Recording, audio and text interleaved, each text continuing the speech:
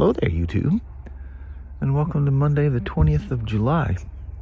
Starting out at 53 degrees, predicted high of 84. It's the next 2 days in the mid-90s. It's going to be the smokers. But, yeah, it is, that summertime of year. You're going to get them hot days. Oh, boy.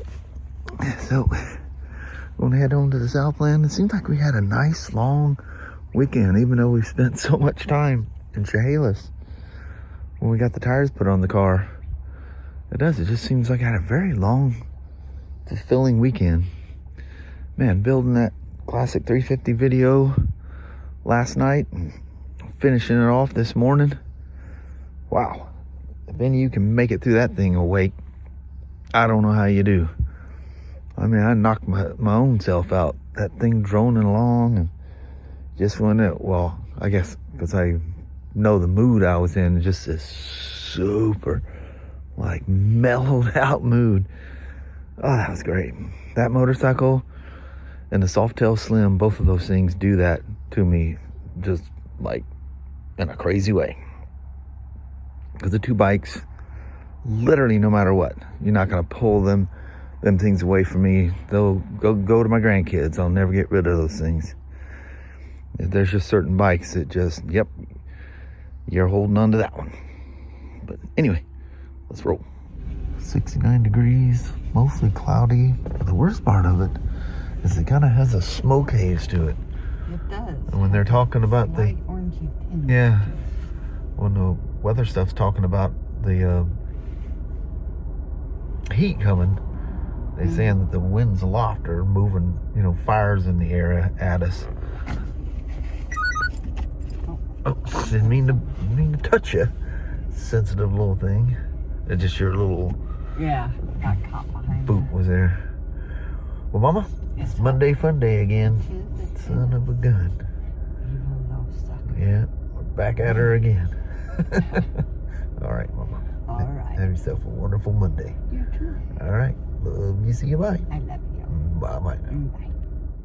You never know that this thing went to Alaska and back.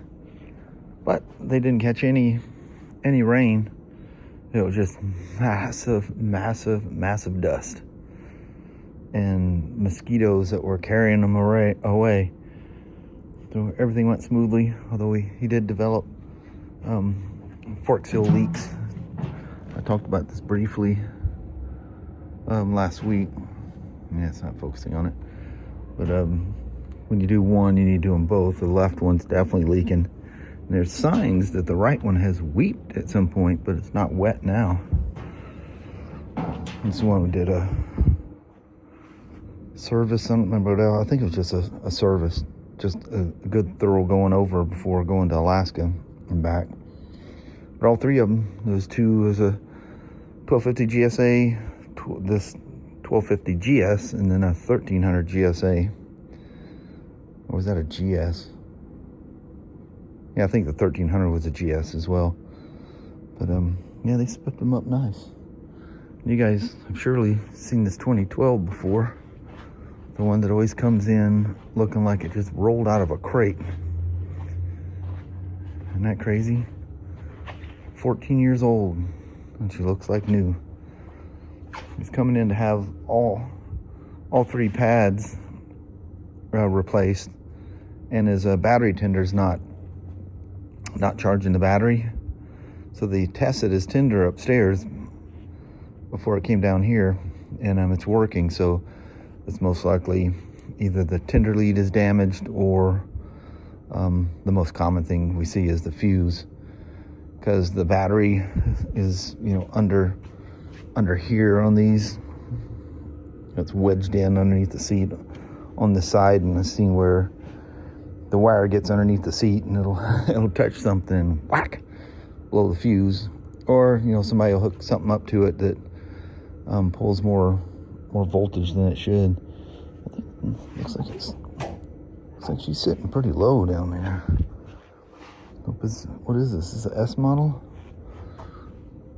Yeah, it's an S. I don't know if this thing has ACS or not. Oh yeah, it's got the the misleading hard and soft button for the suspension. That should be high and low, because that airbag literally does nothing for the suspension. It's a basically a ride height adjuster. That's all it's doing. Get people go, I put it to hard and it still bottoms out and whatever. So, well, you need to have it in the middle. Wonder where he's got it.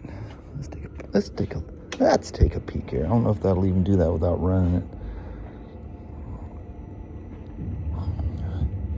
You know, what's funny is I didn't have to hit the mode button to start this thing up a while ago. Oh, maybe I didn't think about it. Yeah, it doesn't work while it's sitting here. It's got to be running. But you have a ride height sensor that shows up on the screen here. You want to be in the middle. Always in the middle. Only the early ones had this, and they got rid of it pretty quickly. I don't remember what year that was, because people you don't need to adjust it. It needs to be at a certain height, then you leave it there.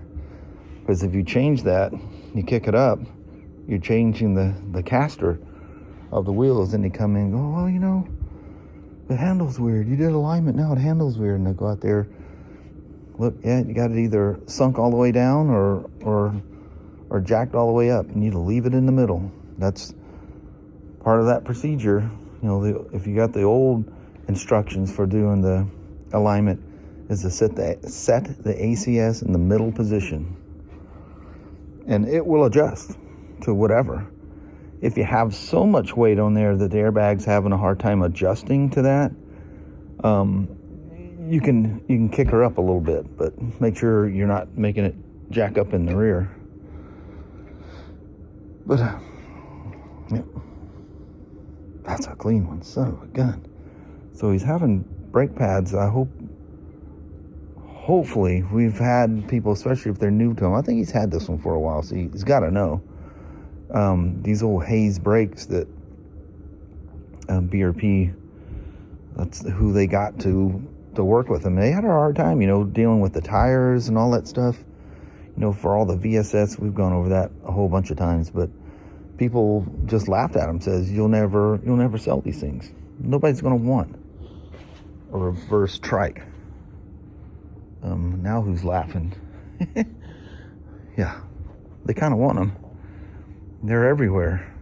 It's astonishing how many of these things they sell. But anyway, they had a horrible thing of when you back up, especially the rear brakes. They do this, the pads are buzzing. We've had people replace all the bushings in there, replace the whole caliper, which is crazy expensive. And, you know, within 1,000 miles, it's doing it again. And there's a trick. If you're embarrassed by the squealing, grinding, buzzing sound or whatever that the brakes make, just lightly toe the brakes when you're going backwards. Just give a little bit of brake. When you're back, it's the pads vibrating. So if you add a little brake to it and you're dragging the brake just slightly, they can't vibrate. But I've seen people come in and spend all that money putting brake pads on here, and they leave out of here and it makes no difference. It will initially, because the pads are still kind of, you know, wearing in, because, you know, there's usage on the rotors, you know, and the pads will have to mate to them. And they'll very quickly come right back. Well, I put them pads on there and it's still making a noise. Well, you should have talked to somebody first, because putting the pads on there doesn't stop the noise. Literally nothing stops the noise. All kinds of tricks of lubing stuff, using special kind of lube on the bushings. And of course, you gotta be very careful with that, because if you put too much and it gets on the rotor, now you have no brakes. But it's just they did that. I tell people the same thing. Just if you're embarrassed, because it only does it when you go backwards, because the pads wear. The pads aren't very anchored in there very well, so they tilt and wear funny, because they're always, you know, being applied going forward for the most part. And when you back up, it's going against the grain, so to speak. And the pads are just vibrating at a high frequency. Some of them can be quite loud and quite embarrassing. Just touch that brake just a little bit. All right, we got the BMW. I guess he's in no big hurry, and this guy, I'm pretty sure he's expecting it today. I know he's going to be wanting it back today. All right, let's get her done. I don't know if I mentioned it to you. These brake pads come as a set for the front, and they sold him 2 sets. Not a lot of people here are used to the old twins, but one of his problems was his battery charger isn't working. I told you that earlier. So I was coming over to this side. I thought, well, let me just check this thing. I'll check, if there's output coming out of it, if it just blew the fuse. No, way worse. These are ground wires burning into the power side.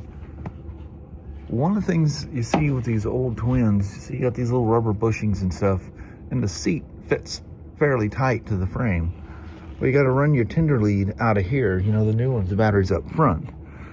So you got to be very careful that you roll your wire out of the way so that it's not laying across and the seat's landing on it. You're going thousands of miles down the road, you're going to wear through that cable and bad things are going to happen. I need to get up there and make sure it didn't do that, but I've seen them zap themselves against the frame, but usually it just boom, takes out the fuse immediately. But this is the ground side. See, this thing's supposed to be both terminals are sitting at the same height in there, not sticking out. So for that thing to stick out, someone knew something was going on and pulled this thing apart, and when they did, it pulled the terminal. The thing was melting down. So that ground terminal was stuck out a good 1/8 of an inch there.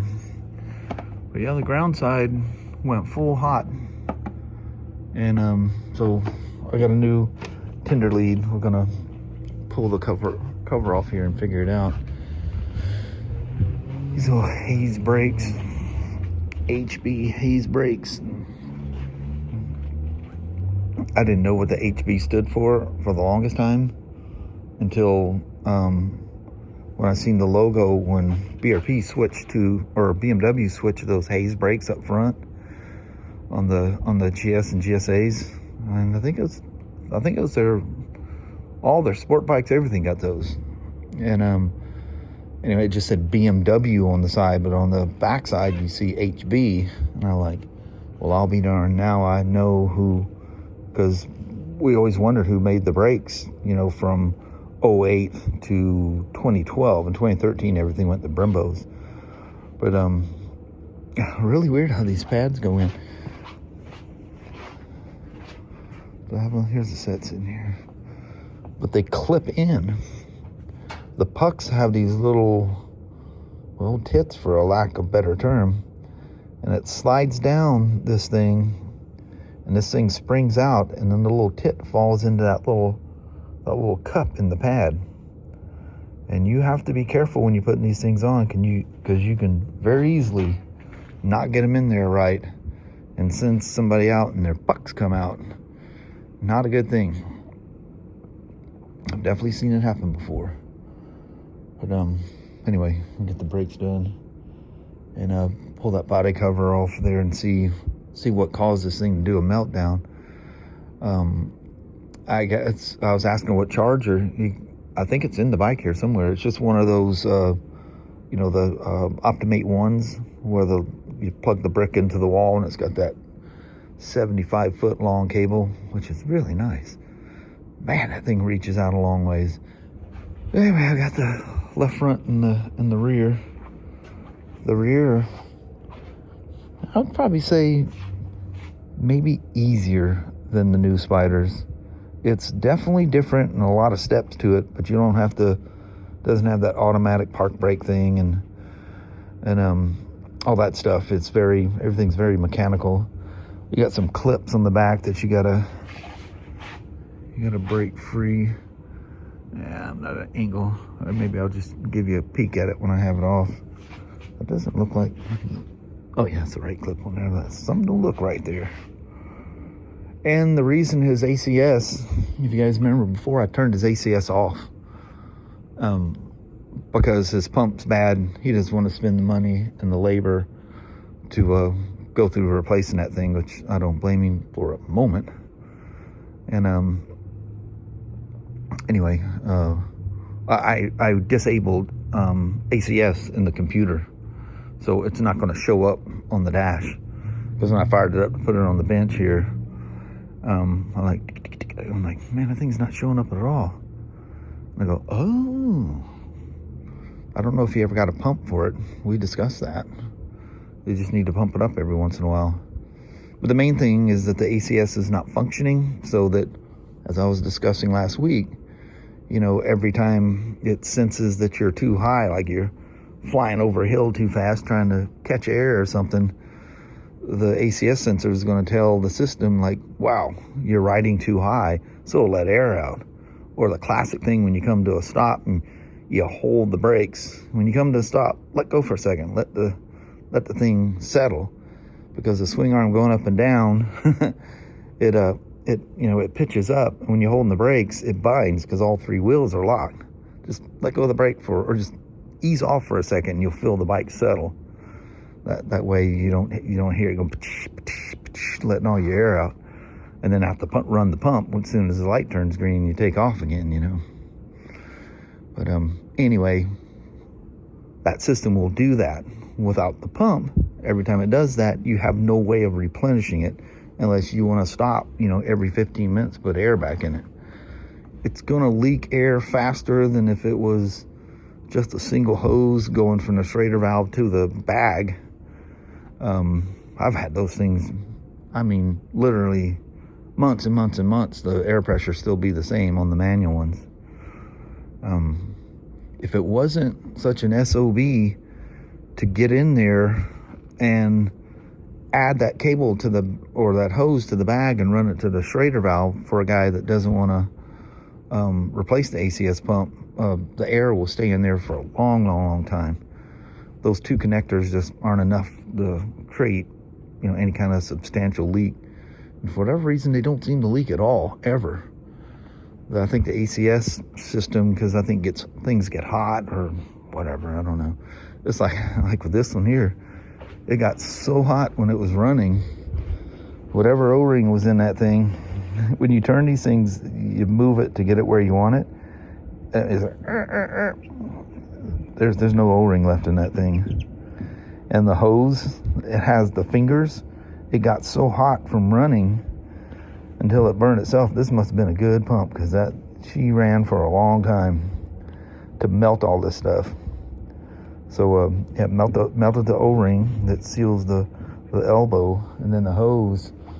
I don't know if I probably can't see it from here, or if it's sitting in the spot where you can see it.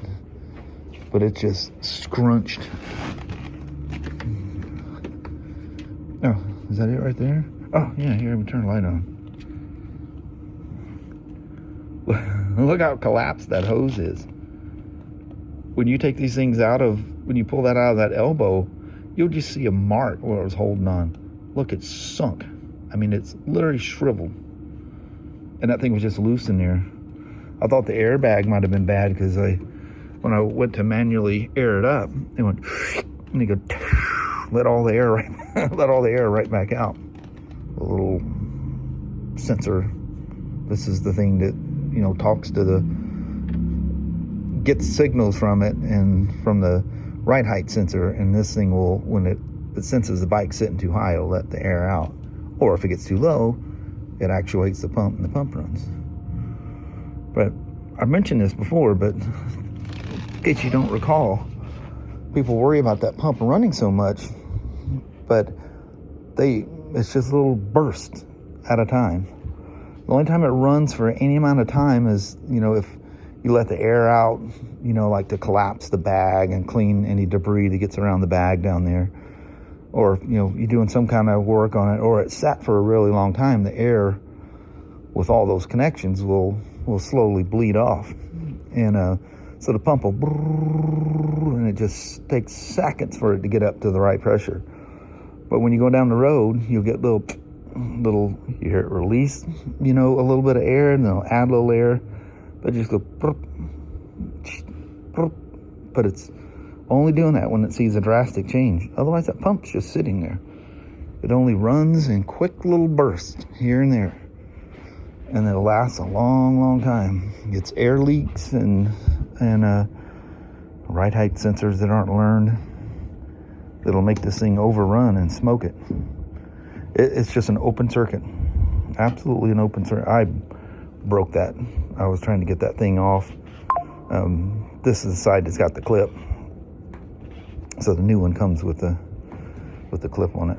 We have the pump and the check valve. I'm sure that check valve is burnt up, so ordered that. It's just this showed it was available, but then it's going to show up tomorrow now, so we'll get that done. All right. Quit talking about Spyder stuff. Well, that's probably why you're sitting here listening. We're talking about Spyder stuff. So that's those little tits, for lack of better terms, that these click into. They click in, slide down, spring up, and then hold the pad against it. So when you're putting this pads on, if you notice, only one side has a dimple on it. Well, only one side has a relief hole. The other side does not have that. The pads will go in the other way, but they won't click into the little teats. So be very mindful, because yeah, it can cause ugly things. They don't generally come out, but they yeah, it's not good. The brakes don't work good and make all kinds of crazy sounds, and you see the pad half hanging out. So I think eventually something bad could happen, but I've seen it. It was just somebody doing their own. That was probably 10, 12 years ago. So there was absolutely nothing wrong with the bike, referring to the tender lead doing a major meltdown. Nothing was rubbing on anything, but voltage was applied to the ground side. Because here's the fuse. The fuse is still good in this thing. But, I mean, looking all around, that ground wire smoked all by itself. And the fact that thing tried to escape, you know, where it protruded out from that thing, it was, the ground wire had power applied to it. And all the way down, you can see the ground wire is smoked. And luckily, things that it leaned against, heading its way back there, didn't melt anything. Dude, that could start a fire in a heartbeat. That's really scary. But anyway, put a new tender lead in there, and advise the customer, whatever you plug into this thing, make sure it's nothing more than like a charger or like a simple, you know, charging the bike, or something simple that you can power up. You know, like you can get those tender lead little LED lights, you know, if you're stuck on the side of the road, and, you know, power something up, whatever you want to do with it, but something really, really light. It surprises me that Optimate puts 15 amp fuses in there. Some of the other brands only have a 5 amp, but I mean, most of these things, I mean, 15 amps, that battery can handle that. Wouldn't run anything very long on it without the bike running, but yeah. So yeah, voltage got applied to the ground, because that's the only damage other than where it's trying to mate itself to the positive side in several spots. Get a nice hot day out here, and the crickets come out. It's still like 84 degrees. What time is it? It's 7 o'clock. Still 84. It was a smoker out here today. 88's the highest. I didn't look and see how hot it got here, but probably something around the same. But 88 at work, that's the highest we've seen. I think that's part of the smoke haze. It said the winds aloft are changing. And during this heat spell, the fires from the east are gonna start floating our way. Boy, we got to work this morning. It was very, very yellow and amber looking out there. Couldn't smell the smoke, but you could tell there was smoke in the sky. You know, the sun was just putting off this really weird, well, you know, from fires that we've seen in the past. So what they were saying, usually something's got to change pretty drastic for us to have, you know, heat in the mid 90s or higher. Vancouver is saying, you know, they're not totally sure. It could be 95, could be 100 degrees. Kind of crazy. But anyway, I'm gonna use up a bunch of time walking down the dirt road. Sometimes I do that. End up making a whole vlog walking down the dirt road. Man, that was a hot walk. The humidity must be through the roof. Yeah, see these guys over there? But it's nice to see the, you know, other than the stuff out here towards the road, if you can see the barn and stuff out there again. That's Sasha diving into the side of the bushes on the side of the road. I think I've determined she thinks she sees something, and she just leaps in there like a fox, you know, jumping at something in the snow. You ever see that, where you jump in the air and go, poof? That's exactly what she does. It's the craziest thing. But anyway, I'm gonna get in there and start building this vlog. But before we do that, I'll take you to the goodbye vlog when we first got home. There's a lot of sounds out here today. There's a lot of stops there, Sasha. But appreciate you watching, and here we go to the goodbye vlog. Well, hello there, YouTube. 88 degrees coming home. We ordered some Amazon, some of those soft blue earplugs. Oh, amazing. World difference. Yeah. Absolute difference. Just felt the wind. Yeah. There was no noise. You It can was so nice. You can still hear each other talk. You can hear vehicles and stuff, but nothing. They're like 32 decibels. Yeah. So they advertise that, but everything sounds so loud in the car because they just pulled them out as we came down the road. And I'm like, is the car okay? That's a lot of noise. But yeah, that was a fun day and tight Spyder Tech Talk day. Crazy burning tender lead wires and stuff like that. Old school haze brakes on the old Spyders. But on that, we gonna bounce. Alrighty. Well, thank you guys so much for watching. We really do appreciate it. We will talk to you tomorrow.